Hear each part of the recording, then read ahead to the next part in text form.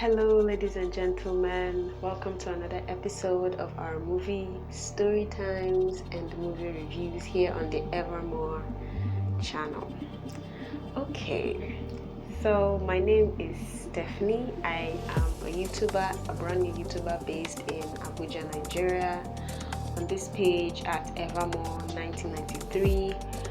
On YouTube here we speak about movie story times, movie reviews, love, life, and so on and so forth. Today's episode is for the movie titled Glass Onion, a Knives Out Mystery. Glass Onion, a Knives Out Mystery. Now this film is the second in a series of movies, mystery movies, and it was released last year. Actually, it's a brand new one, 2022, and this is the second one. The first one was a different one. It was really interesting. So when I saw the trailer and I heard about this film coming out, I honestly thought it was going to be a continuation of the first Glass Onion film. And upon seeing the trailer for this one, I realized it's a completely different storyline, completely different cast. Just one person returns who is literally the main, plot at which the story is built around him. He's, the detective, and he's always called out to, solve one mystery or the other. So they kind of built the story around him. Whereas I thought it was going to be a completely, continuation of the previous one where they built the story around the entire cast from the previous film. But I guess they chose to go in a different direction, focusing instead on the detective as opposed to the entire cast. So with this film, for those who probably watched the first one, this one has a completely different cast. And it's a different cast, it's a different story, but it's still a mystery. It still, warrants a detective, still, is, head scratching, kind of like, it's a film that is designed to make you think, wonder, who's behind this, With all of these films, a murder happens, obviously, and so you have to ask, who's behind the murder? Because with the film and the way it's told, the storyline, you have so many people to blame. Like, there's so many suspects, so many people who would have, wanted to do that. And with this one, it's the same. So this movie opens with our it opens with the main cast, and it's around the detective Benoit Blanc. I hope I pronounced that correctly. And it also follows the pandemic. Within the story, there's also the COVID-19 pandemic. So he's at home, within the pandemic period, which is 2020. No one was going out, everyone was home, and so also the detective is at home. There's no case to solve, and his life revolves around solving cases. So he's kind of stuck. He doesn't know what to do with himself. And they try to bring the funny side to the story, where he's like locked up in the toilet, in the bathroom, because he doesn't know what to do with himself.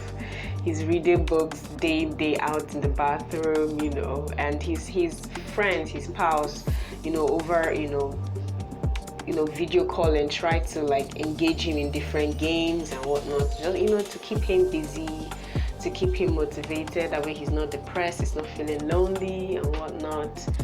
And he sucks at the games, even though the games are pretty much a game version of what he does in reality, which is a detective game. He still sucks at the game, and his friends are like, why do you suck at this game? You do this for a living. You should be better at this than we are. It's part of the comic relief in the movie, I would say.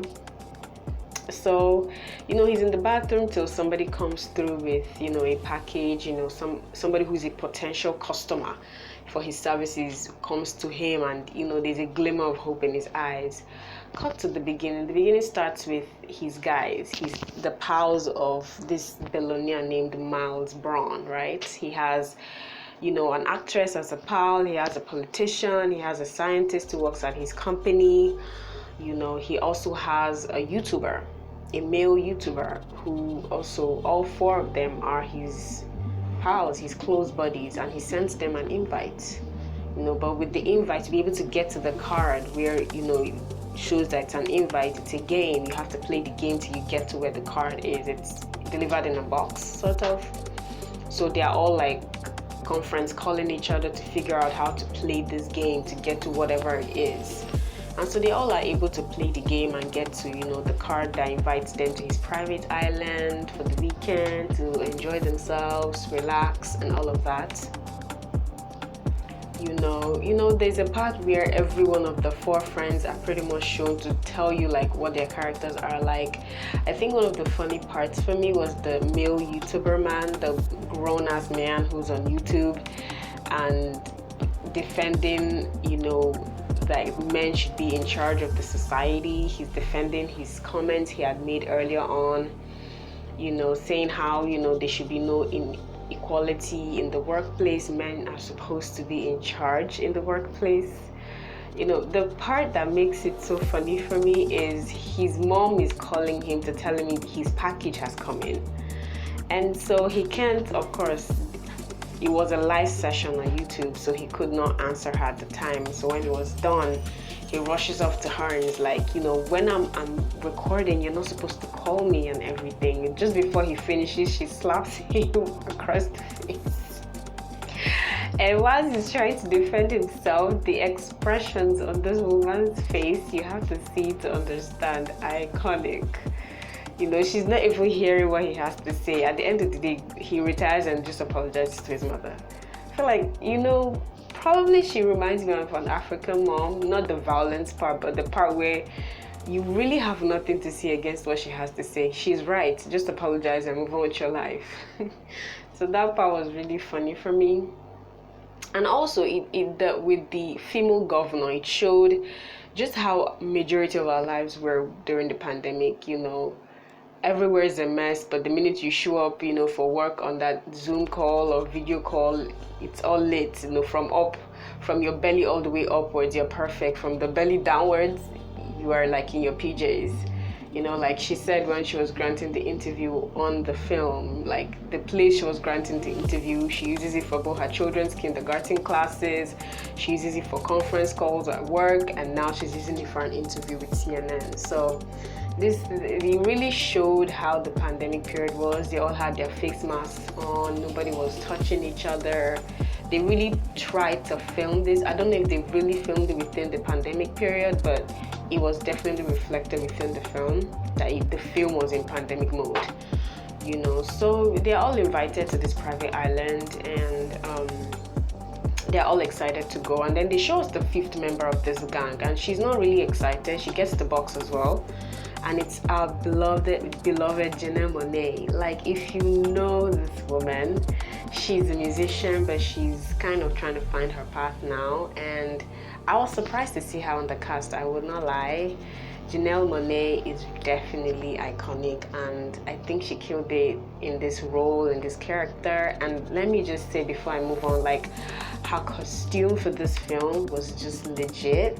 And the makeup team, her skin team, just killed it with her makeup. Like, it was so perfect on her. Her skin was glowing all through the movie, and her hair team too were on lock.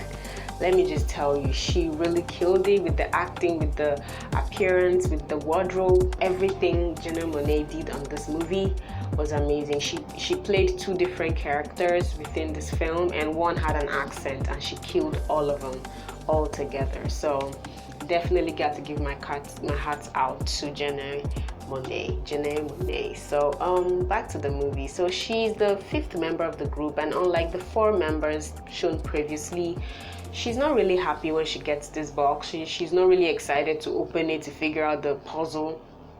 Next thing we see, she brings a hammer and she hammers this thing all the way down till she gets to the card. I mean, talk of a different way to open a box. Everybody else was excited to play the game, asking each other over, conference call, how do we play this, what is this? But with her, she didn't even care. She just went for a hammer and she hammered it all the way down. Really cool.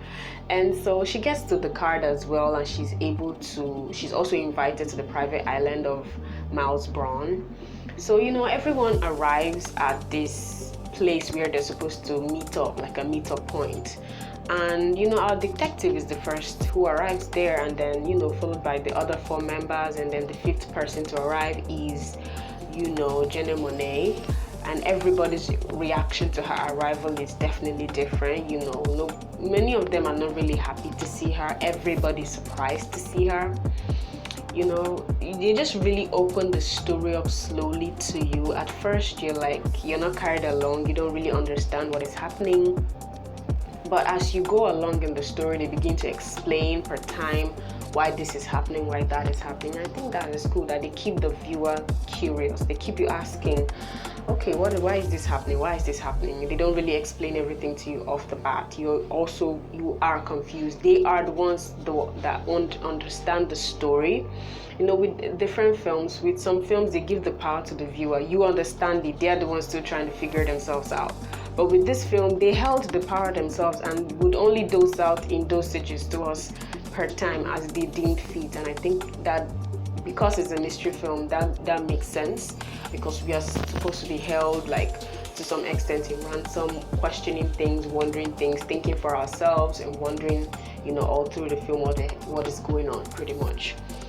It's pretty much to the end of the film you kind of figure out what this movie was about. You really get the full picture of what they're trying to say. And I think it's really cool that they kept holding on to their story till the very end. That patience and resilience and consistency really give the scriptwriters their trumpets, give them their accolades, because they did their job on that.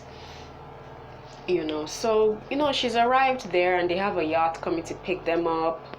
They're all on the yacht, but she's separate from the group. Everybody else is hanging together, but she's kind of alone, different. And on the movie she's called Andy, so I'm gonna call her Andy from here on out, as opposed to her real name. So yeah, on the yacht, Andy is just alone from the group. Everyone is questioning why she's here. Everybody's wondering. Everyone is staring at her, and she's not really giving anybody facial contact. She's not really engaging anybody either. She too is more than happy to stay on her own. And so they get to the private island, and he welcomes everybody. You get to see his relationship and just how close he is with each and every person based on how they react and how they interact upon he's citing them and everything. So he's really close with everybody, let me just say. But with Andy, by he I mean Miles Braun, who invited them to the island, he's also really closed off, and he's surprised that she's there. He's wondering. There's also a very mysterious look on his face as well. How come you're here? How come you are here? So he introduces everybody, and his home is literally a glass onion. So he takes everybody on a tour of the home, and then tells them why they're here. They're here to participate in a game to figure out who killed him. Rich people are so weird.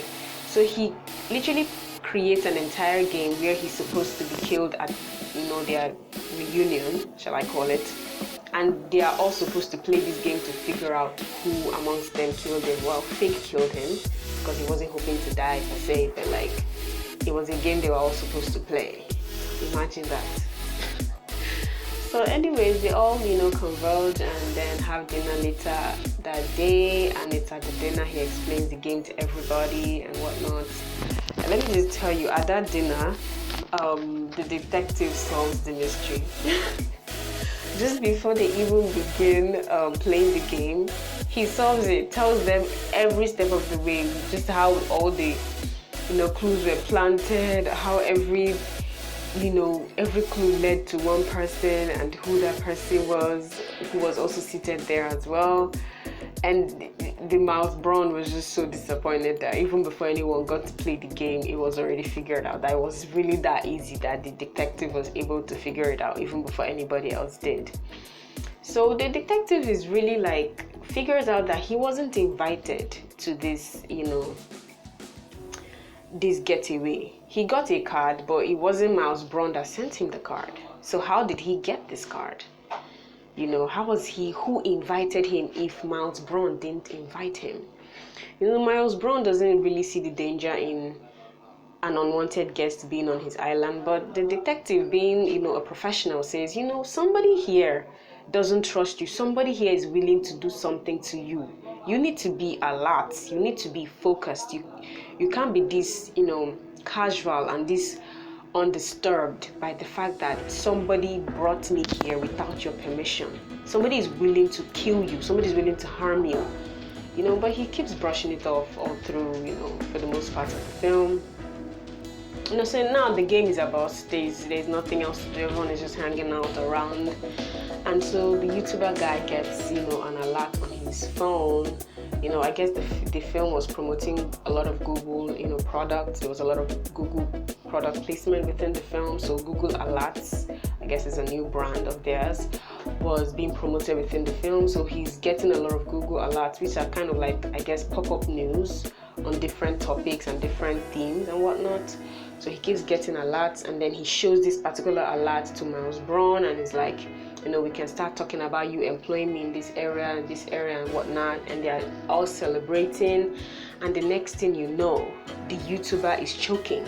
He's gasping for breath. He can't breathe. He's holding his neck. He falls to the ground, falls on top of the glass table. And the next thing you know, even before the detective can get to him to figure out, what's the problem? Is he choking on anything? He's dead. The YouTuber is dead right there in front of everybody. Who killed him?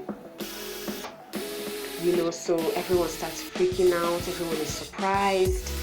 And then that is when Miles Braun finally figures it out. They're like, okay, this detective was onto something. These people are trying to kill me. He points to the glass. The YouTuber was drinking from a glass before he, started choking and whatnot. He points to the glass and claims, oh my goodness, it's my drink. Somebody tried to poison me, but he took my drink and he died for me. He died in my place. Then he starts hiding and behind the detective that is, and like, before you know it, it's lights out and everywhere is dark. And now somebody just died. And now we all don't know who to trust. Imagine that kind of scenario. So everyone is freaking out. Everyone is running in opposite directions, trying to get away from whoever this killer is. And the detective is trying to find Andy. It's a whole mess. He finally finds Andy, and like, as he's speaking to her, somebody points a gun and shoots her right in front of him. She's dead. And they now do some trace back at this point. Okay. So with this film, the actual original beginning is with the original Andy. She's friends with all four, minus Miles Braun. And she brings in Miles Braun to them when they were all still not anything. They were all still hustling. They were all still trying to make a living. She brings Miles Braun to the group, introduces him to everybody at this cafe they used to hang out at, which was called Glass Onion. And so at first, everybody doesn't really like Miles Braun. He speaks funny, he talks weird. But she encourages everybody to, accept him, bring him along, bring him into the group. And from time to time, I guess he has a lot of connections. He starts setting every single one of them up. With the actress, she gets, more roles and whatnot. With the politician, she gets to win the position she was gunning for. For the scientist, he sets him up, where he needs to be. For the YouTuber, sets him up with Twitch. He was a gaming YouTuber with Twitch at the time. So all of the guys now have something they owe Miles Braun. Miles Braun literally is their savior. But for some reason, Andy doesn't figure this out. She doesn't understand that the power has shifted hands. She's no longer in charge of these guys. These guys owe their loyalty to somebody else now. Well, the group continues, and then Andy gets this amazing idea. She jots it on a paper tissue, rolls in Glass Onion, and she shows it to Miles, and they open this company together called Alpha. They don't really tell us what this idea is, but it has to do with cryptocurrency. It has to do with the tech world. And at some point he brings up a brand new idea and he wants Andy to come in on it. He wants them to invest their resources from the Alpha company into this new idea he has. And Andy is not up for it. She does not want to invest this. She thinks the idea is dangerous. It has to do with a brand new type of fuel that it's more efficient and cheaper to run and more green. But in actual reality, it's dangerous. It's unhealthy to the human consumption, to the air and whatnot, and it really is not green in any way. It's actually a danger to society. But he is so fixated with getting his name up in the stars, up in the skies as a savior of some sort, that he wants to plunge all their resources from Alpha into this brand new idea, and Andy will not have it. And they own the company 50-50. Another idea that I think is really dumb. You brought the ideas to this company. Why does this person have 50% of your idea? She should have owned more of the company than he did. And on top of that, on top of the sharing of the company, he is the CEO. Why is he the CEO of your idea, girl? It didn't make any sense, but somehow she probably trusted Miles Braun, and he was both CEO and 50% owner of the company. So obviously your staff reports to him, your lawyers report to him, your accountants report to him. When she denied him access to the finance and threatened to leave the company, leave with half of their resources, he tweaks the contracts they made with the lawyers of the company and cuts her out of the company completely. Now she doesn't even own part of the company anymore. Now he's making it seem like he's the one who jotted the idea on the tissue paper at Glass Onion. Now she's the one who, doesn't own anything, and he doesn't want to have anything to do with her. And to show you that power had actually switched hands when he helped out all the friends, in court where she sued him, every single one of those 4 people who were there and were witnesses to the fact that she is the one who had the founding idea, they all denied. They all claimed it was Miles who had the idea and not Andy. And with that, she lost her company, she lost her resources, she was left alone. Everybody followed Miles Braun. And she's devastated, and she, for some reason, lost the original paper tissue where she jotted the idea. Another thing that I think is really, doesn't make any sense. But, in the anger of like everything she had lost, she pretty much throws her house upside down, and she finds the original tissue paper where she jotted the idea for Alpha. She puts it in a red envelope, and she emails this to all of the 5 guys, and she tells them, I found the original, I'm about to destroy this company, I'm about to tell the truth, and everybody will know Miles was lying. You know where to find me. Why would they know where to find you? You are in danger, girl. Like, why did she do this to herself? And so the original Andy actually died. Yeah. And they claimed it was suicide. So who arrived on the island? Andy's twin sister. That's who? Helen. Helen, who's a teacher in Alabama, is the one who came through and just knew that her sister didn't commit suicide, somebody killed her. She went through everything, went through the emails, so she knew that, the sister had sent an email with the red envelope, showing the red envelope, telling her other guys to, come find her, that she was about to do this crazy thing. And 4 days after she sent that email, she was found, unconscious in her car, and they claimed it was suicide, with sleeping pills in her system and whatnot. And the sister, just suspecting foul play, searched the entire house, didn't find the red envelope, and then knew instantly that one of them came through and killed her and took the envelope. So she's the one who came to meet Benoit Blanc, the detective, to employ him to help her find out who killed her sister. So him arriving on the island with an invitation card, it turned out to be the one, Miles had sent to Andy. This is another thing about the film. I'm exposing too much. Let's just continue on, and I'm explaining this later on. So with the invite Miles had sent to Andy, Helen was able to show up on the island, and Detective Benoit Blanc was also able to show up on the island as legit people there. So as the detective is engaging everybody else in the team, Andy always finds a very creative way to separate herself from the team, to go search and snoop in all their rooms to try find out evidence, to try figure out who amongst all of them did it, and try to find the red envelope to know if any of them brought it to the island to give it to Miles at the point. So she dying in front of Benoit Blanc turned out to be fake, because she had the journal of her twin sister Andy, who had died, in her pocket.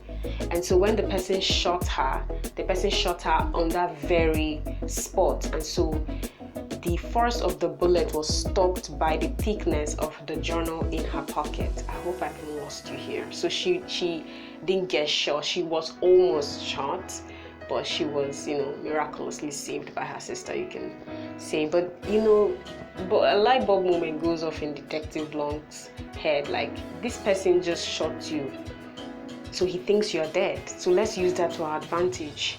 So they spill this red saucy pepper thing all over her and pretend that she's really dead. When the others come out, they all see her dead and they're all screaming and whatnot, and he's able to take them all inside. Whilst he's inside with them, she goes snooping in Miles Brown's, where he lives and where he stays. And she finds the red envelope there. And that at that point, all the pieces come together in the detective's head, and he then figures out who is behind this entire thing. Who killed the real Andy, who killed, the YouTuber just earlier on that night, and who really is behind this whole craziness.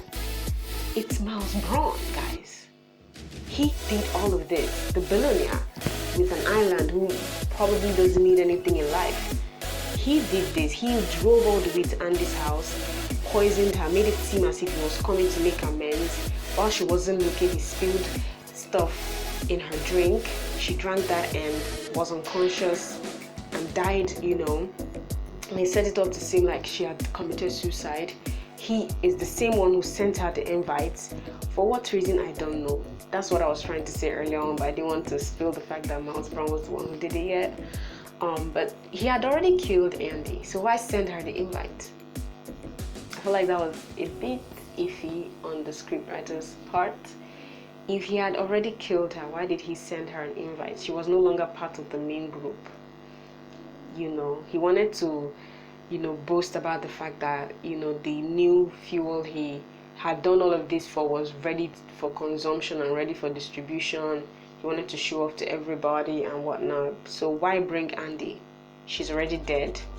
Even though the news had not gone out that she was dead yet. So maybe that's why. But to me, I feel like that was an F on the scriptwriter's part, because he didn't have to send her a box to invite her, seeing as he made sure she would not be able to attend.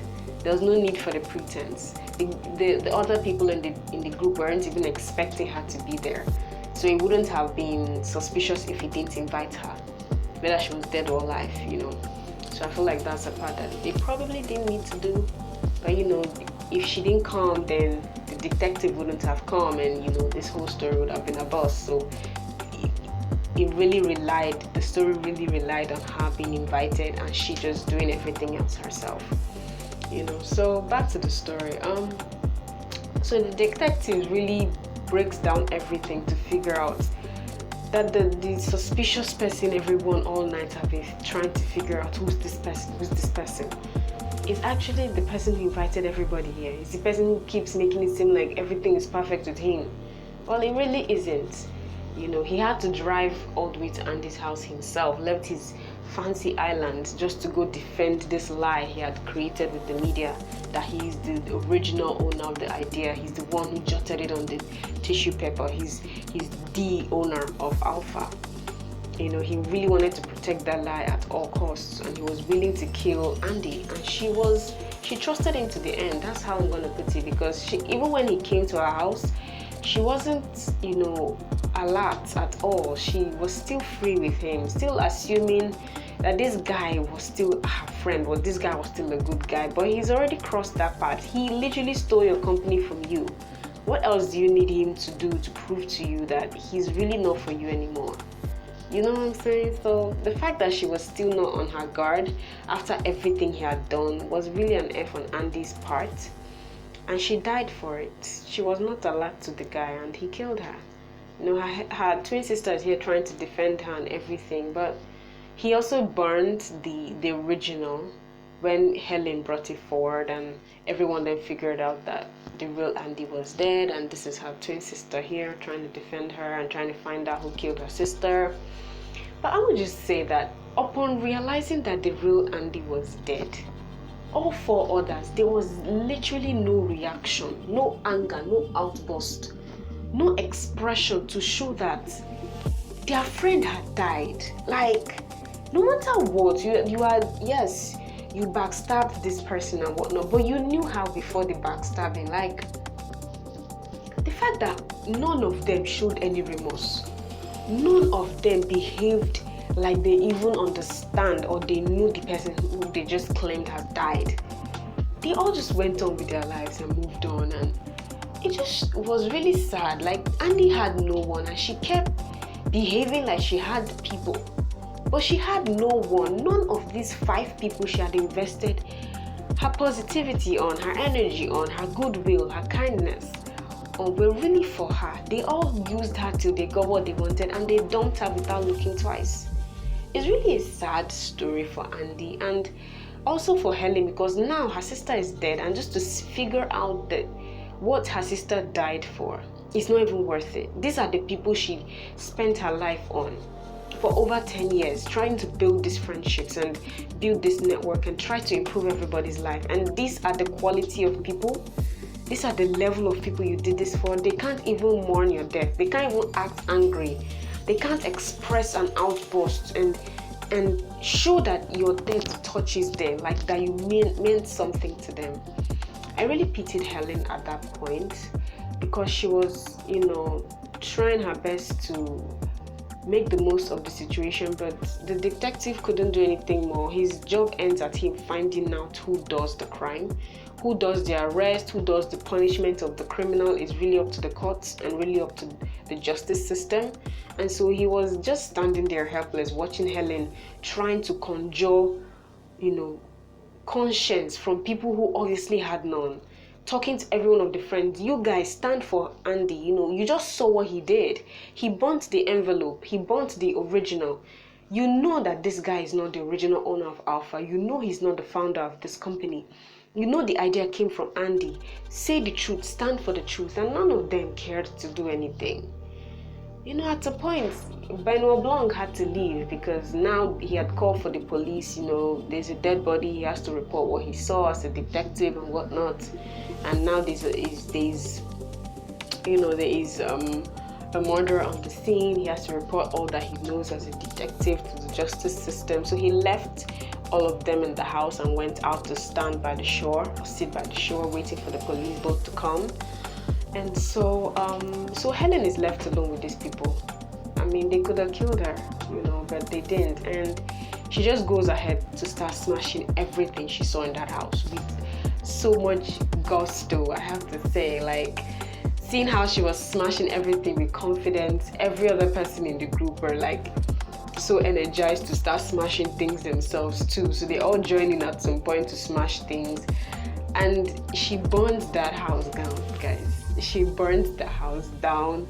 He had just gotten the Mona Lisa, the famous painting, as a flex and whatnot. He's been obsessed with the painting since, the Mona Lisa, and he had just gotten it, and it was displayed there in the parlor, area. And so after she had burnt everything else, she went for the Mona Lisa, and it was done in slow-mo, so it's really cool, the effects they did in that scene. You have to watch to see.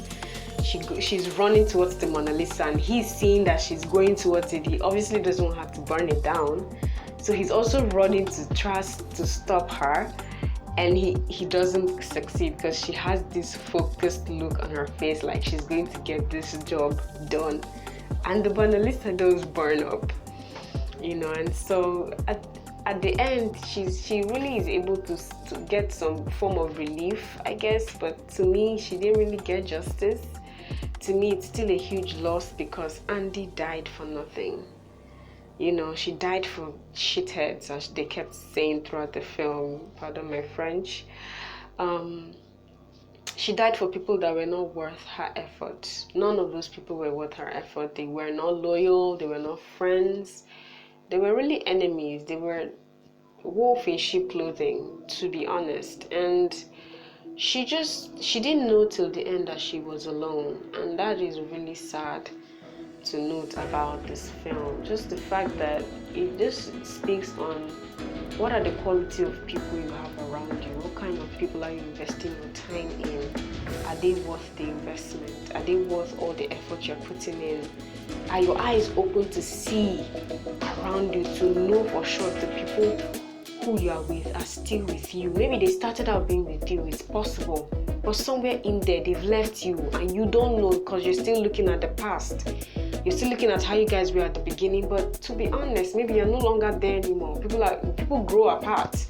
People move on to other things, better things. People who used to see each other amazing, stop doing that. It does happen. But are you in the present? Are you present? Are you focused and sensitive enough to figure out that shift when it happens? And Andy wasn't sensitive enough to figure out that shift. She kept, even when she found the envelope, is it not to go to your lawyers to try to figure out how you can counter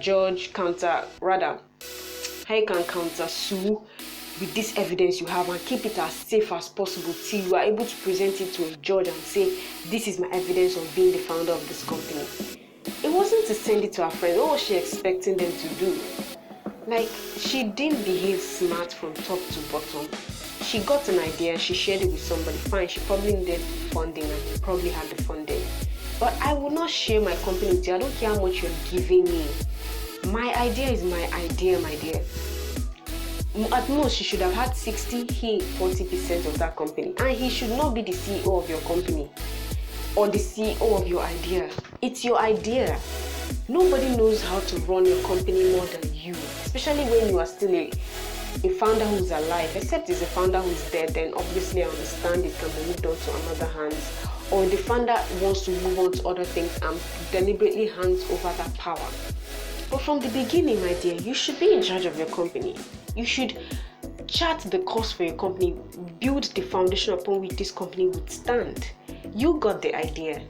You're the visionary for this idea. Who else can see past what you saw to have founded this company? It's just like being a mother. Nobody can be the best mother for your child more than you. Others can try to fill up the gap if it's a case where a mother dies, but to be honest, nobody can murder that child more than you. You carry that child for 9 months. You know that child more than anybody ever would. It's just weird for a mother to then hand over her child to somebody. I understand that there are situations where that happens. I'm not judging those situations, please. But this is for a situation where she could have done it, but she just chose to give it to Miles in this situation. So I just don't know. I feel like him being the CEO was an F. Him having equal shares with her was another F. And then because he had this two on his side, he was able to manipulate the contracts to cut her out of her own idea. And then again, when God gives you a way out as per her finding that tissue again, that was just God trying to help her to get her company back. Easy peasy. Just present that to a judge, everything is done, and this guy will be gone forever. He will never be able to recover. He will be forever the guy who tried to steal somebody's company. And she goes to her friends again instead of going to your lawyers. I really don't understand why she sent the email. The email was so unnecessary. The next thing that she should have done, even if she wanted to boast to the friends that she had found a way to destroy Miles, make sure your lawyers are the first phone call you make, because they are the ones who will actually help you get the company back. They are the ones who will help you sue. They are the ones who will help you defend this in court. Present this to a judge in a way that he too will concur that yes, you are the owner of this company. So that should have been the first phone call she made when she found that tissue paper. I really don't understand why she didn't make that call. And I don't even think at that point, with everything he has done, she should be taking a meeting with him alone. He should be uncomfortable because your lawyers are there staring him in the face like the thief that he is. That she was still able to accommodate him in a house alone. Talking what? This guy just stole from you. I really don't understand why this girl was so gullible. I think that's the word. She just was gullible for no reason. It didn't make any sense why she was that gullible. And she had been given so many chances to do the right thing, but she really killed herself. That's honestly how I'm going to put it. And so with that, we've come to the end of today's movie story time and movie reviews. I guess I'm leaving you with this question. Who are your friends? Are they quality friends? Are they worth all the effort you're putting into them? When was the last time you did a reevaluation of every single person who is in your inner circle and your outer circle and your outer circle. Do a reevaluation today, my people. People are not constant. They fluctuate. Some days they are on, some days they are off. So go through the motions, do the work, be accountable, be responsible for your life. You only get one chance at living, guys. So let's do the most. Let's make the most of this chance that we have on the earth, and let's serve the purposes of God. I always say this with every video that we make. We are here to serve the purpose of God in our marriages, in our friendships, in our purpose, in our jobs, in everything that we do. And don't let anybody cut short your journey here because you are not sensitive enough to figure out that they were no longer on your side. Protect you. Protect you. You are the best protector for you. So I think that's the lesson I learned from this film. Andy didn't protect herself. She trusted others to do the job of protecting her, and every single one of them failed her. And her sister got some feel-good moments, but to me that was not justice. Yes, the guy will go to jail and lose the company, but Andy won't get it back. She's dead now. And her sister is a teacher in Alabama. She obviously can't run a company of that magnitude. So what's going to happen to Alpha? And all her friends, the relationship has a lot of stains to it now. Can she continue, if she was alive, continue on those friendships without mistrust, without the trauma coming back and being suspicious? She lost on all fronts, and this is because she chose to be gullible. There were many opportunities that came for her to open her eyes, and she refused to open her eyes. She deliberately was stubborn to trust these people till the end, and they are the ones who killed her. She didn't need an outside enemy to kill her. The very people she called friends were the ones who killed her. So yes, check up on those friends, because many times friends are the ones who kill others, not even enemies. Some people, based on the kind of friends they have, they don't need a single enemy outside. That is the truth, because their friends are their enemies. Be not one of those, my dears. Be not one of those. And the best way to do that is to reevaluate. Check again and again and again. Do not stop checking. Do not get tired of checking. Your life is worth that. You are valuable. You are worth the checkups. Check to be sure. You only get one chance at life. Do not miss this one chance you have. And we are truly at the end. I promise I'm not going to add to this again. And with that, we've come to the end. Want to say, for those who watched this film, comment in the comment section. Who was your best character? What was your best scene? How would you have rather the movie ended? What do you have to say about this movie? And for those who haven't watched, are you tempted enough to watch? I hope you are. This is the movie Storytime and movie review for the film Glass Onion Knives Out Mystery. Okay, so yes, it's a 2022 film, and it's the second in a series of mystery films. And so yeah, this one had there was a lot of depth to the story, even though it wasn't that long or anything, but it has a lot of lessons for us as humans to learn. Yeah, it's really the real deal, and I hope you watch it. If you haven't watched it yet, just Google it and get it wherever films are gotten and whatnot. And I think, yeah, it's a Netflix film, so probably check Netflix for those who are into that. Check Netflix for this one. Yeah, so this has been another amazing episode. I hope you enjoyed it. Please like, share, comment, subscribe, and yes, turn on your post notifications, the bell icon as well. That way when we drop new videos and whatnot, you'll be informed. In addition to our long span videos, we do have short span videos, so check those out as well. Like, share, comment as well. Subscribe to the channel. Like I always say, support this brand, support your girl. We are new on this journey. Join in now, that way you can tell people forevermore that you told them so about this brand and about this girl. And I have been your YouTuber, Stephanie, and I reside in Abuja, Nigeria. And so yeah, this page is the Evergreen 1993 page and channel on YouTube. So check us out and watch our previous videos. We've filmed at least 2 other videos. Check those out and support the channel, support the works we do here, and keep being amazing. You are amazing. You are it. Perfection is literally you. Keep glorifying God in everything you do. Keep serving the purposes of humanity and keep loving on yourself. You are worth it. You deserve the love. Amen. Okay, so with that, we come to the end of this video today. Like I always say, you are amazing. God bless you. Once again, like, share, subscribe, comments, down in the comment section. I'll try to read as many comments as I can and reply to you guys. Tell me, what do you think about this one? And also our previous videos, check them out. Tell me as well in the comment sections of those videos, what do you think about the videos? And yeah, and if there are any new videos, if there are any new ideas you would like for us to do on this channel, do not hesitate to comment them in the comment section as well. We will read them through, and if it's something we're up to, we would venture into those themes and styles of videos as well. So yeah, this is the end of the love you and God bless. Bye.